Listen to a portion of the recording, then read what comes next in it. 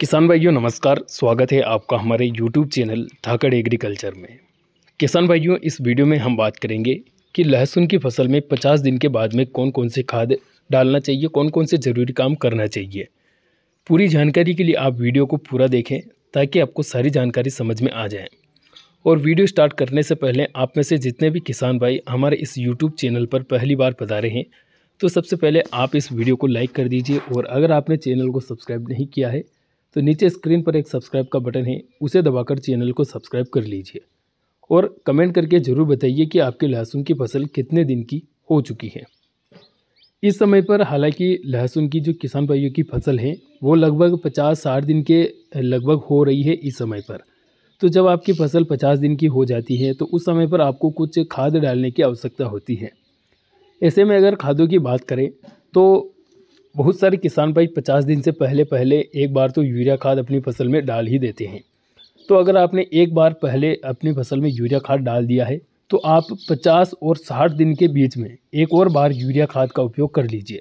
लगभग 50 किलोग्राम प्रति एकड़ के हिसाब से यूरिया खाद का उपयोग कर लीजिए। और 50 दिन से पहले जब आपने यूरिया खाद डाला था और उस समय पर आपने बायोविटा या फिर सागरिका डाली थी, जैसे कि आपने पहले बायोविटा डाल दी थी तो इस समय पर आप सागरिका डाल दीजिए लगभग 10 किलोग्राम प्रति एकड़ के हिसाब से। और अगर आपने पहले सागरिका डाली थी तो इस समय पर आप लगभग 4 किलोग्राम प्रति एकड़ के हिसाब से बायोविटा यूरिया खाद के साथ में मिलाकर डाल दीजिए।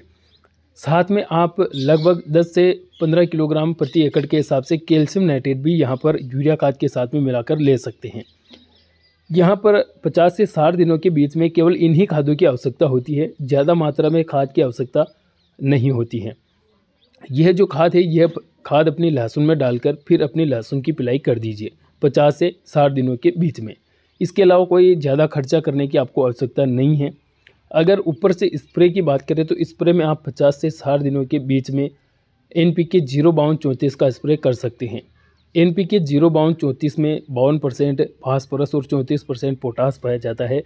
तो आप अपनी लहसुन की फसल में 50 से 60 दिन के बाद में जब ये यूरिया खाद सागरिका खाद डालेंगे और पिलाई करेंगे तो पिलाई के लगभग 5 से 6 दिन बाद NPK 05234 का स्प्रे ऊपर से कर दीजिए। जिससे क्या होगा कि फसल की जड़ों का भी विकास हो जाएगा। फसल में आगे जब कंद बनने का समय आएगा, जो छोटी छोटी गांठें बनेगी उन गांठों का आकार एकदम से अच्छा विकसित होगा और पौधे में किसी प्रकार की कमजोरी नहीं रहेगी। तो 50 से 60 दिनों के बीच में ये खाद आपको डालना है और स्प्रे में आप NPK 05234 का उपयोग कर सकते हैं। अब यहाँ पर एक किसान भाई ने हमसे बात की है मोबाइल फ़ोन पर, तो उनका कहना है कि हम 50 दिन की स्टेज पर पोषक सुपर टॉनिक का उपयोग कर सकते हैं या फिर नहीं। अब देखिए किसान भाइयों, पोषक सुपर टॉनिक पौधे में हरापन के लिए काम करता है, यानी कि पौधे की ग्रोथ बढ़ाता है। अब पोषक सुपर जैसे टॉनिक का उपयोग अन्य फसलों में किया जाता है, जैसे कि अफीम की फसल हो गई या फिर कोई सब्जी वर्गीय फसल हो गई। इन फसलों में उसका रिजल्ट अच्छा मिलता है।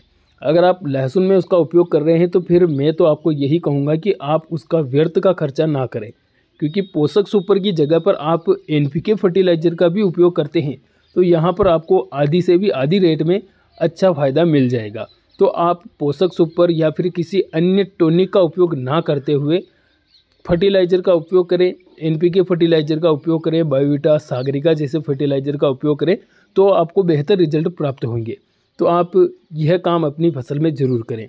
इसके अलावा कोई आपके अन्य समस्या हो तो कमेंट करके ज़रूर बताइए। वीडियो अच्छा लगा तो वीडियो को लाइक करें, चैनल को सब्सक्राइब ज़रूर करें। धन्यवाद। जय जवान जय किसान।